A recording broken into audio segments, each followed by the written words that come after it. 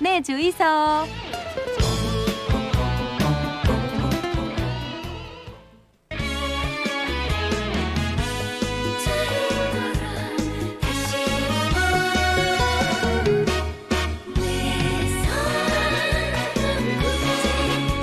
환기식의 국제시장 동아대학교 국제전문대학원 환기식 교수 스튜디오에 함께합니다. 안녕하세요. 어서 오십시오. 안녕하십니까? 예, 교수님 반갑습니다. 자, 오늘 첫 번째 소식부터 만나볼 텐데요. 이 바이든, 푸틴 이번 주에 정상회담이 예정돼 있다. 7일에 예정이 되어 있습니다. 우크라이나 사태를 좀 논의할 걸로 보이는데요. 좀 짚어볼까요? 그렇습니다. 바로 내일입니다. 네. 조금 빨리 만난다는 지금 그런 느낌이 없지 않거든요. 예. 그만큼 이 미국하고 러시아하고 이번 회담을 좀 중요하고 급한 사안이 있다고 생각하는 거거든요. 예. 최근에 우리 코너에서도 러시아하고 EU, 즉 서유럽 국가 중심의 유럽연합하고 관계가 좋지 않다. 이런 얘기를 많이 했는데 지금 미국하고도 러시아하고 지금 해결해야 될 게 있거든요. 예. 이 가장 중요하게 논의 대상이 되는 것이 지금 우크라이나입니다. 네. 지금 푸틴은 마음이 상당히 지금 불편하거든요. 그 왜 그런가 하면은 우크라이나 너마저라는 표현이 좀 딱 맞을 것 같아요. 이 나토 북대서양 조약 기구가 너무 동쪽으로 많이 움직였다고 생각을 하거든요. 나토라는 것이 우리 좀 잘 알고 있지만은 미국하고 서유럽 중심의 과거 구소련에 대항하기 위한 안보 군사 조약이잖아요. 네. 여기에 그 소련에 많이 참여해 있었던 동유럽 국가들이 대부분 다 나토에 최근에 가입을 했거든요. 폴란드도 그렇고요. 체코도 그렇고 헝가리도 그렇고 원래 과거에는 동유럽 국가들이 다 친소련 국가들이었잖아요. 이 다 나토에 가입했어요. 예. 그런데 그리고 또 불가리아, 슬로바키아마저도 나토에 최근에 가입했거든요. 그런데 이제 마지막 믿었던 우크라이나마저 최근에 나토 가입 신청을 했거든요. 여기에 푸틴이 지금 폭발을 하면서 만약에 우크라이나마저 나토 북대서양 조약기구에 가입을 허용한다면은 정말로 가만히 있지 않겠다라는 것이 최근에 푸틴의 경고이고 마음입니다. 예. 그래서 실제 러시아하고 우크라이나가 가장 붙어 있잖아요. 네. 우크라이나 국경으로 러시아 군대가 10만 명 넘게 지금 국경으로 이동을 해서 전쟁을 준비한다라는 그런 징후들이 많이 보이고 있거든요. 네네. 실제 위성 사진 촬영한 거 보면은 러시아 군대들이 대부분 다 이 우크라이나 국경으로 국경 한 쪽으로. 10만 명 넘게 네. 17만 명이나 국경 쪽으로 가서 뭔가 이 군사 행동을 준비하는 그런 사진들이 많이 나오고 있거든요. 여기에 지금 바이든 대통령은 긴급하게 회동을 해야겠다라는 그런 필요성을 느꼈다고 볼 수가 있습니다. 지난주에 사실 또 이 정상회담 하기 전에는 국무장관, 외무장관끼리 사전 준비회담을 하잖아요. 네. 그래서 미국의 블링컨 국무장관하고 러시아의 라브로프 외교장관이 사전 회동을 했거든요. 네. 여기서도 분위기를 엿볼 수 있었어요. 상당히 경직된 그런 분위기였거든요. 네. 그러면서 서로 양국 주재 외교관들도 최근에 추방하는 그런 신경전도 벌이고 있습니다. 그래서 그 바이든은 회담 전에 최근에 러시아가 만약에 우크라이나를 침공하는 그런 행동을 한다면은 이거는 레드라인을 넘은 것이기 때문에 용납하지 않겠다라는 그런 경고성 발언을 미리 했고 예. 푸틴 러시아 대통령은 나는 오로지 미국하고 서유럽이 나토 자꾸 동진을 하는데 여기에 대해서 동진하지 말라는 법적 장치를 마련하고자 하는 것이 나의 최근의 마음이다. 이런 식으로 사전 또 미리 이 멍석을 깐다고 하나요? 네. 그런 행동을 했습니다. 그러니까 이 사전 회동이 사실 뭐 예고편 같은 걸로 생각을 하면 될 텐데 분위기가 굉장히 경직돼 있었다. 이런 게 본편도 이런 모드가 좀 이어지지 않을까 하는 생각이 드는데 어떻게 보십니까? 맞습니다. 우크라이나 문제가 분명히 계속 처음부터 나올 건데요. 예. 본편에서도 제 생각으로는요. 푸틴 대통령은 왜 우크라이나만큼은 건드리지 말라라는 것을 계속 강조할 것 같습니다. 사실 우크라이나는 러시아한테서 너무나 중요하지 않습니까? 그렇죠. 그 최근에 크림 반도 예. 러시아가 강제 병합했잖아요. 전 세계적인 반발에도 무릅쓰고 예. 흑해 함대가 크림 반도에 주둔하고 있거든요. 그래서 전략적인 요충지에다가 또 러시아 가스관이 대부분 우크라이나를 통과하지 않습니까? 그렇죠. 그래서 우크라이나만큼은 절대로 안 된다라는 것을 강조할 것 같은 그런 저는 예상을 하고 있습니다. 예. 네.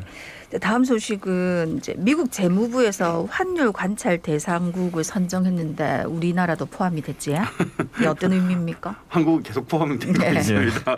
지금 2019년부터니까 3년 연속으로 지금 선정이 되고 있네요. 지난주 발표를 했습니다. 한국 포함해서 12개 나라를 미국 재무부가 환율 관찰 대상을 해야 된다. 정부가 환율에 개입하고 있는지, 환율을 어느 정도 정부 뜻대로 조작하고 있는지 이런 걸 관찰 대상국으로 선정을 했습니다. 여기 중국도 포함됐고 일본, 독일, 인도, 태국 같이 큰 나라들이 12개 나라가 포함되어 있습니다. 예. 한국이 포함된 이유는 뭐 나쁜 것은 아닙니다. 여기 그 이유가 수출이 너무 잘 돼서 네. 대미 무역 흑자가 계속해서 발생하고 있다라는 이유거든요. 190억 불이 넘어가니까 1년에 지금 뭐 미국 상대로 하는 흑자가 190억 불이 넘어가니까 여기에 선정이 된 거거든요. 네. 근데 우리 한국 측에서는 이게 기획재정부에서 얘기를 들어보면 나쁜 것이 아니다. 한국에 대해서 상당히 미국이 신뢰를 하고 있다라는 그런 징후도 보인다. 한국은 다른 나라들 같은 경우에는 미국 측이 어느 정도 자기들이 그 자료 같은 것도 손에 쥐고 있지 않겠습니까? 예. 저 나라에서 제공하는 자료만 받고 할 수는 없으니까. 그런데 한국에 대해서는 따로 자기들이 자료를 가지고 그걸 우리들 압박하는 것이 아니라 한국 정부가 제공한 자료를 전적으로 활용해서 한국에 대해서 판정을 하고 있기 때문에 상당히 미국이 한국의 환율의 문제에 대해서는 상당히 신뢰한다. 이렇게 발표를 했습니다. 그런데 예. 이 기준을 한번 보면요. 어떤 나라들이 환율 관찰 대상국으로 지정이 되느냐 하면은 한번 판단을 해봐야 됩니다. 지난 1년 동안 봤을 때 200억 달러 초과하는 대미 무역 흑자가 발생한다. 네. 이번에 150억 달러로 조정했습니다. 네. 더 낮춘 것이죠. 그리고 국내 총생산 GDP가 2% 초과하는 경상수지 흑자가 계속 발생하는 나라. 그다음에 마지막으로 12개월을 지켜봤더니만 그동안에 한 12개월 중에서 6개월간 GDP 2%를 초과하는 외환을 자꾸 정부가 매입하거나 매수하거나 나라. 이런 나라를 환율 관찰 대상국으로 지정을 하거든요. 예. 한국은 이 중에서 200억 달러 초과 대미 무역 흑자. 네. 이번에 150억 달러 조정했기 때문에 1년에 190억 불 초과하는 대미 무역 흑자가 발생하는 나라이기 때문에 네. 환율 관찰 대상국이고 그리고 경상수지 흑자도 5%가 넘어가고 있습니다. 그러니까 뭐 거꾸로 말하면은 너무 미국적으로 수출이 잘 된다는 얘기죠. 흑자가 많이 발생하는 나라의 대표적인 국가입니다. 참 그리고 우리 과거에 예. 그 트럼프 대통령 시절에 중국이 가장 많이 반발했었는데 환율 조작국이라는 단어를 계속 썼거든요. 네, 네. 환율 조작국 대표적인 환율 조작국으로 중국을 지정하고 했는데 이번 바이든 정부 들어와서 나오는 보고서를 보니까 환율 조작국이라는 단어는 쓰지 않아요. 이제 너무 자극적이고 그죠, 자극적인 이러니까 단어였죠. 네네. 그래서 관찰 대상국이라고 하거나 아니면 그보다 더 심하면은 심층 분석국이라는 단어를 쓰고 있습니다. 심층 네. 자세히 지켜봐야 되는 나라 심층 분석국. 그렇지만 조작국이라는 단어는 더 이상 쓰고 있지 않습니다. 알겠습니다. 자, 두 번째 소식은 한국이 미국 재무부가 선정하는 환율 관찰 대상국에 선정됐었다는 이야기였고요. 세 번째로 전해드릴 이야기 이탈리아에 관련된 소식인데 이 소식을 딱 보고 있으면 이 좀 사회가 마비된 게 아닌가 하는 생각이 들거든요. 이 강력한 백신 접종 정책을 실시한 이탈리아에서 정말 기이한 각종 꼼수가 있더라고요. 맞습니다. 참 이거 좀 기이하네요.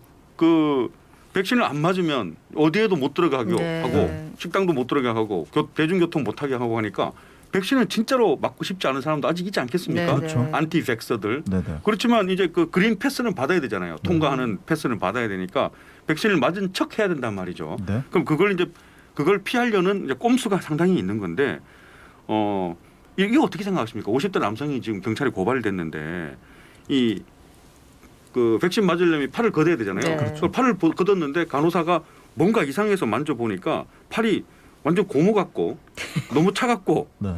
또 색깔도 이상하고 네. 그렇게 해서 주사 못 넣겠다. 혹시 그 상의를 탈의해보라 그랬더니만 계속 탈의 안 하는데 결국은 탈의를 했는데 이게 실리콘으로 만든 인공 피부 있지 않습니까? 네. 거기에 이제 그 백신 주사를 맞는 척 하려고 했던 거죠. 네네. 이게 지금 걸려서 고발 조치가 되어 있고요.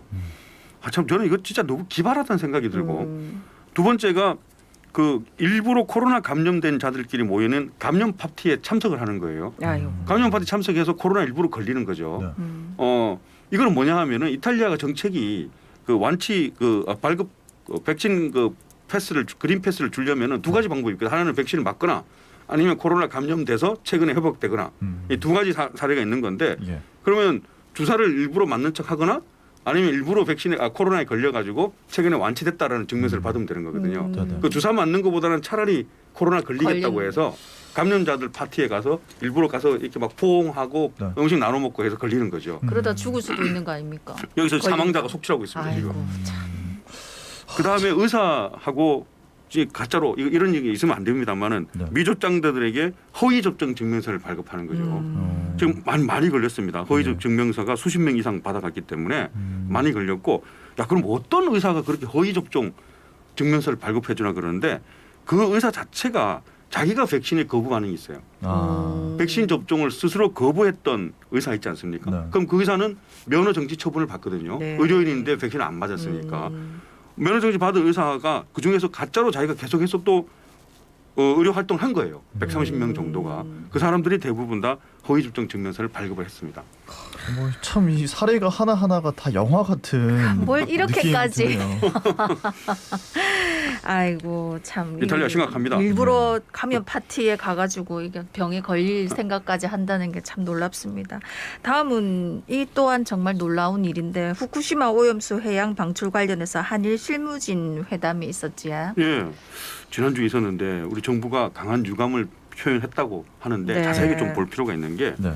일본의 도쿄전력 있지 않습니까? 네, 후쿠시마 네. 원전 운영 제1 운영 회사인 도쿄전력에서 후쿠시마 원전 우리는 오염수인데 그쪽에서 계속 저 처리수라고 하거든요. 저는 처리수라는 단어가 마음에 들지 처리수. 않습니다. 그치, 예. 뭘 아무리 처리해도 네. 어떻게 그걸 깨끗하게 처리하겠습니까? 그 오염수는 오염수죠. 이걸 해양 방류를 최근에 많이 연구를 해보고 환경에 끼치는 영향을 많이 전문가들도 조사해보고 다 했는데 상당히 환경적인 영향이 너무나 경미하더라라고 발표를 했습니다. 도쿄전력에서. 네. 이건 자기들 의견일 그렇지. 수도 네. 있고 뭐 예. 때문에 그렇게 판단했는지에 대해서 자료도 정확하게 제공하고 있지 않고요. 자 그러면 주변국에서 상당히 강한 유감을 표명하는 것은 네. 당연하지 않겠습니까? 제일 먼저 우리 한국이 나섰습니다. 일본하고 중앙부처에 관계된 과장들급 그 화상회의를 했습니다. 한 5개 부처 이상이 참여를 했더라고요. 한국 같은 경우에는 외교부하고 원자력안전위원회, 해양수산부 이런 데서 참여를 하고 일본 같은 경우 외무성이라든지 도쿄전력의 과장급 실무급들이 참석을 했는데 여기서 도쿄전력하고 일본 측에서는 계속해서 환경 영향이 너무나 없다. 아주 없다고 하고 한국 측에서는 강한 유감을 표시를 하면서 또 허점을 집중적으로 지적하고 그다음에 추가 자료를 요청했겠죠. 네. 저는 당연히 이 부분 좋더라고요. 네. 왜 그렇게 판단하는지 추가 자료를 반드시 요청을 해야 되고 그래도 한국과 중국을 포함해서 원전 오염수가 해양 방류했을 경우에 영향을 받을 거라고 생각되는 인접 국가들에게 대해서 제발 투명하게 정보를 공개를 하고 성실한 협의를 해달라고 강력하게 요청을 했습니다. 이건 잘한 것 같고요. 네. 그럼 최근에 IAEA 그 세계 원자력위원회 있지 네. 않습니까? 네. 여기서 일본을 방문해서 실사를 하고 자기도 실사를 해야겠죠. 해야 되는데 했는데 여기서도 극히 영향이 적다라는 쪽으로 손을 들어주는데 예. 그게 왜 그런가 하면은 일본 측 앞바다를 대상으로 해요. 네.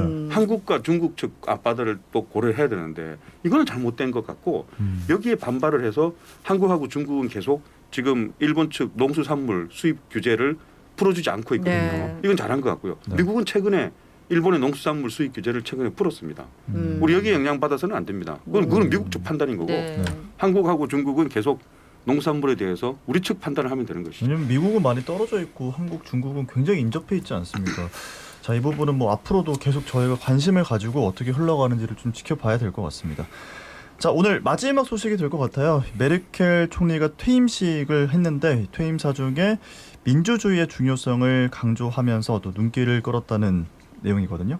그렇습니다. 16년 총리 집권을 하다가 퇴임했기 때문에 무슨 얘기를 마지막 연설을 하는지 저는 국제관계학자로서 네. 상당히 중요하게 쳐다봤거든요. 네. 좀 부럽기도 하고요. 네. 퇴임 총리의 연설이니까 노래를 틀더라고요. 노래. 과거 본인이 젊은이 시절에 동독 지역에서 유행했던 노래를 들으면서 퇴임사를 하더라고요. 그 노래도 참 재밌던데요.